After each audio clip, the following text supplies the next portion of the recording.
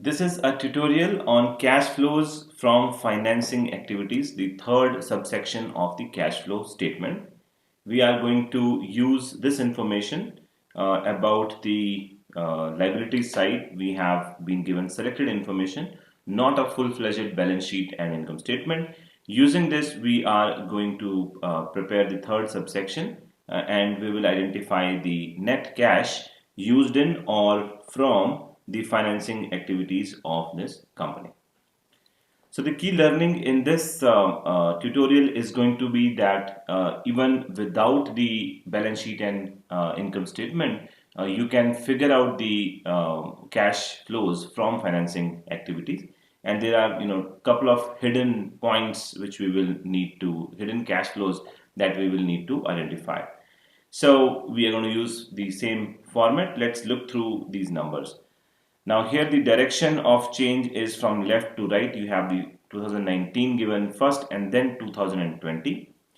The equity shares are going up, which means there has been a new issue of equity shares and this brings in cash flow to the business.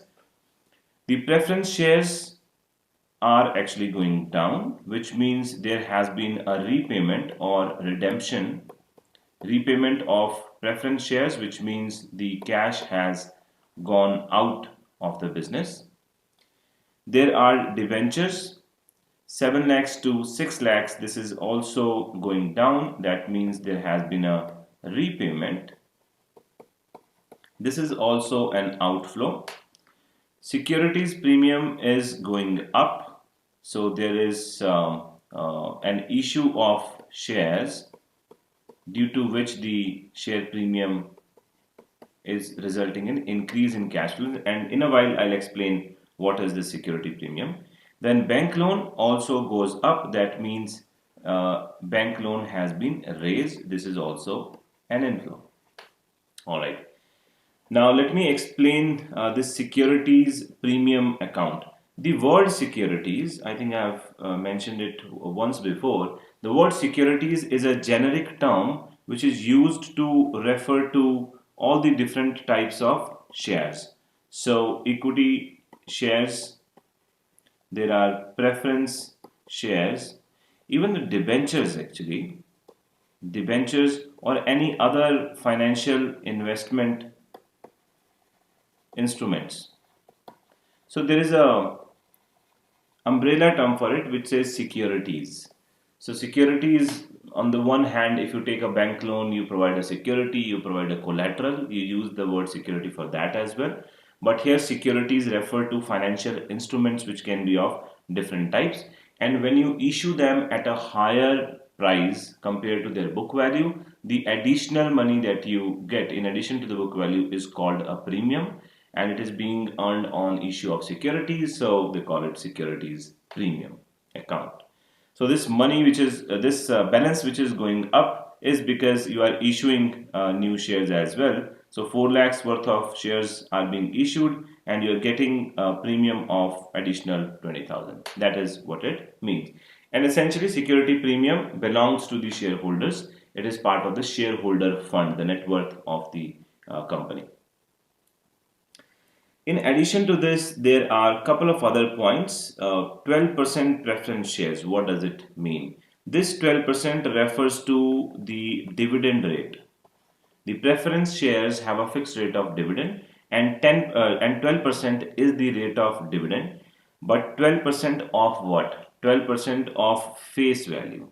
This is percentage of face value of the preference share, not the percentage of profit. That is to be understood. Then 10% debentures refers to the interest rate on debentures. I'm going to write it here. This is the interest rate as a percentage of the principal amount.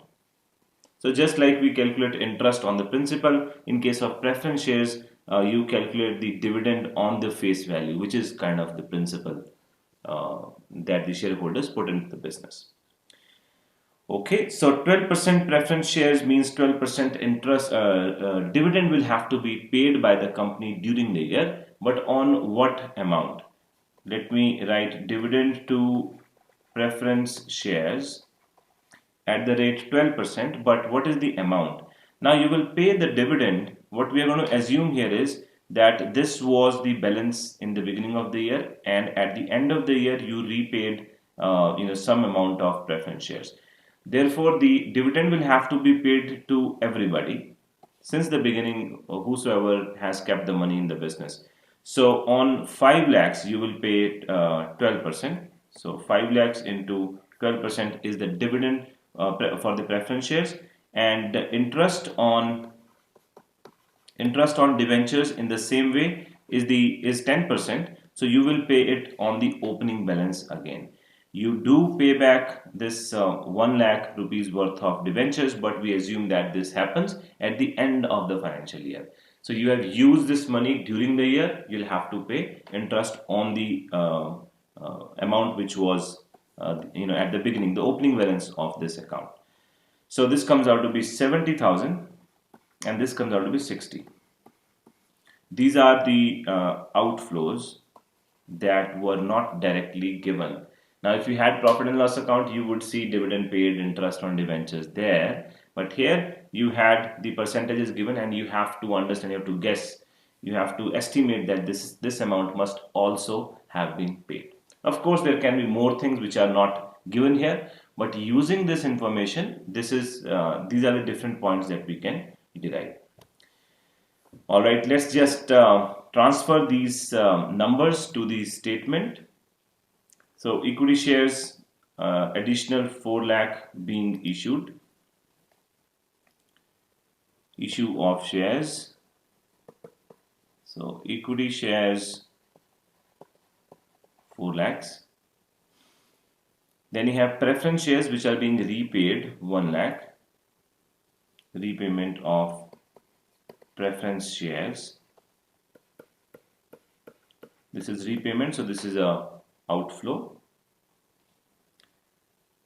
Then you have debentures which are being repaid as well, 1 lakh.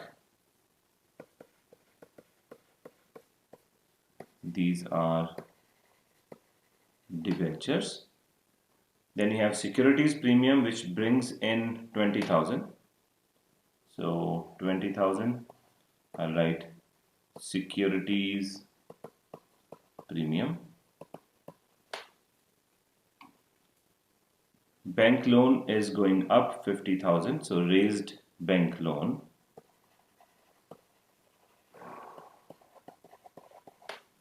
And then are the payments of dividend and interest. 60,000 is the dividend. And this is a negative number. And interest is 70,000. So interest being paid 70,000. That's it. All we have to do now is sum these up. So this comes out to be 4 lakhs and 70,000, and this is 2 lakhs, 3 lakhs and 30,000. That's it. So you have 0, 0, 0 and 4 and 1. 140,000 is the net cash inflows. So cash from, so we'll cut this off. So cash flows from the financing activities is 140,000 using the information that was provided to us. So that's how the third subsection in the cash flow statement